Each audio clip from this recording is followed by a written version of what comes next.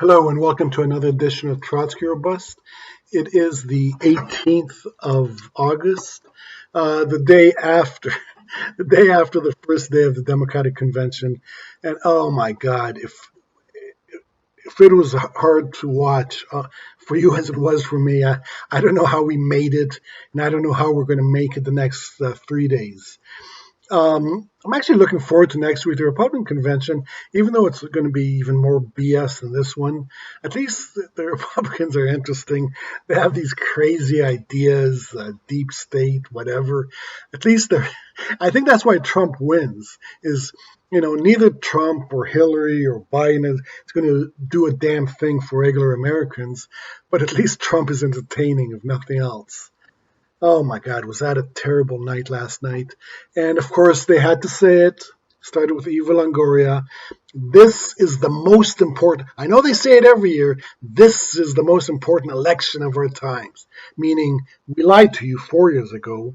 We lied to you 8 years ago, 12 years ago, 16 years ago. Oh my God, when will they stop saying that? When? And of course, they had the Republicans. John Kasich was on, the Whitman, all of them. Oh my God. They're the moderates. They're the moderates. We're the extremists. The extremists are people who agree with American people. 69% of Americans are, depending on the polls, more 80% of Democrats are for Medicare for all. But that's an extreme position. 58% are for free college. 60% want to raise the minimum wage. Those are called extreme. If you're with the American people, think about it. If you're with the American people, you're considered an extremist. If you're against them, you're a moderate. All right? So they're not even trying to pretend that they give a damn about the United States, be it the Republicans with ours after name as well as Republicans with D's after name, or the corporate media. And the Republican playbook, and actually I don't think it's a bad one. They're calling Biden a socialist. Oh my God, the socialist agenda and the far left agenda. And we're like thinking, oh, please, if only it were true. But I think they're doing it for a purpose. And the purpose is they're going to force Biden to deny it. Right now the rest of the Democrats are doing it, and the more they do it, all it does is elections are not about addition. You always hear that term, oh, elections are about addition. That's true in a democracy. In an oligarchy, elections are about subtraction. The fewer people that vote, the better. And the way they're going to do it is to just keep calling Biden a socialist when everyone knows it's BS, and they're going to stay home. And right now, honestly, I give this election 50-50, if not a bit of advantage to Trump, because I look at the Democrats, they're running on nothing. You're not going to hear one issue. They're not going to do a damn thing for you, right? All they're going to be is they're not going to be Trump. Next week, Trump's going to come on, and like I said, he's entertaining, at least you have that with Trump. And if elected, it's better if Trump wins, because if Trump wins, let it, all these far-right people who actually, when the revolution comes, they're the ones who are probably going to ignite the revolution, not us wimpy-ass leftists. It's the Trump people. Once they realized that Trump was just a con man, that this was just BS, we didn't realize about Obama until the second term. Well, I didn't. Some of you were smarter than me. I didn't realize he was just a con man. So it's probably better if Trump wins. People say we're going to pressure, but Biden's not going to do anything. He's not going to do anything. Don't tell him about the environment. Neither is going to do enough for the environment. I think the environment is done. I think this world's not going to be here by the end of the century, if not sooner. And it's sad, but no one's doing anything about it, Oh, wow. Let's see. So yeah, I think that Trump will probably win. Maybe it's better that he does. You see all these fake far left. They're all, this is you can see who's who here. Some of them are still even though they pretend to be leftists. At the end of the day, they're still going to sheepdog you to the Democrats. That's not a leftist. That's not a leftist. That's just a con person. That's all it is.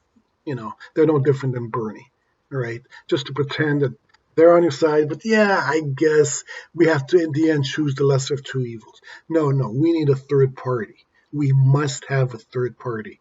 And this election, you might as well do it because, like I said, I think Trump is going to win anyway, so it's not going to make a difference.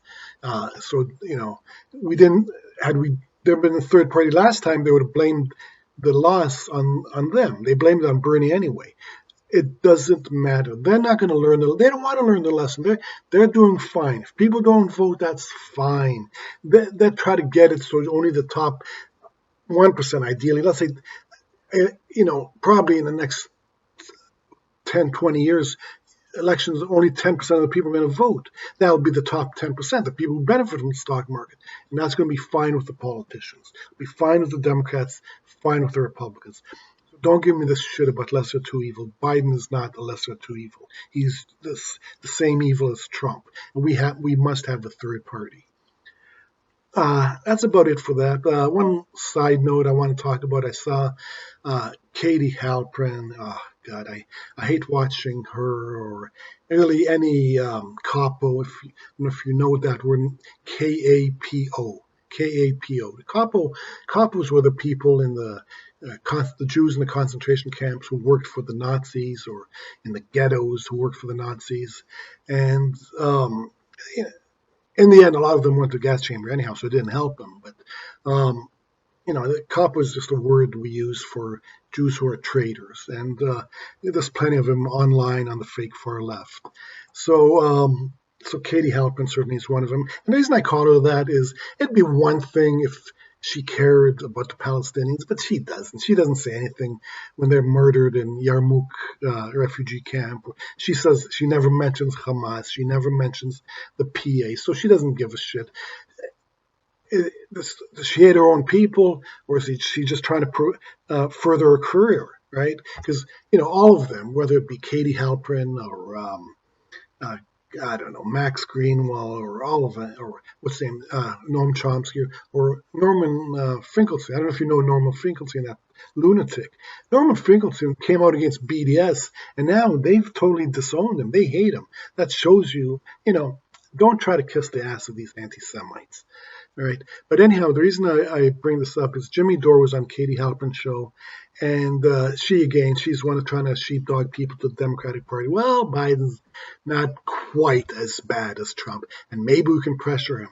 And Jimmy Dore, to his credit, I always put him down, but I'll give him credit here because it's due. He really ripped into her. He told her that's not going to happen, and previous day he ripped into Aaron Mate, another phony on the left, and he's right. It's not going to happen. And what was funny, because I'll put a link in my comment section, but Katie Halpern, she even used the safe word being Palestinians. I said, Palestinians, you got to stop. But Jimmy, to his credit, kept going, ripping into her, telling her Biden is not the lesser of two evil. Biden is just as bad as Trump, and not, and try to continue with this bullshit is nonsense. Right. So that's it. I'll try to update a few more times this week. I don't know if you want it even. These forcing me to watch these stupid conventions. Oh my God. Anyhow, that's it. Please subscribe. Ring the bell. This way you'll get notified every time there's a new video. Also, like it, dislike it, put a comment, tell me what you think. And I'll see you soon. And that's it. Trotsky's out.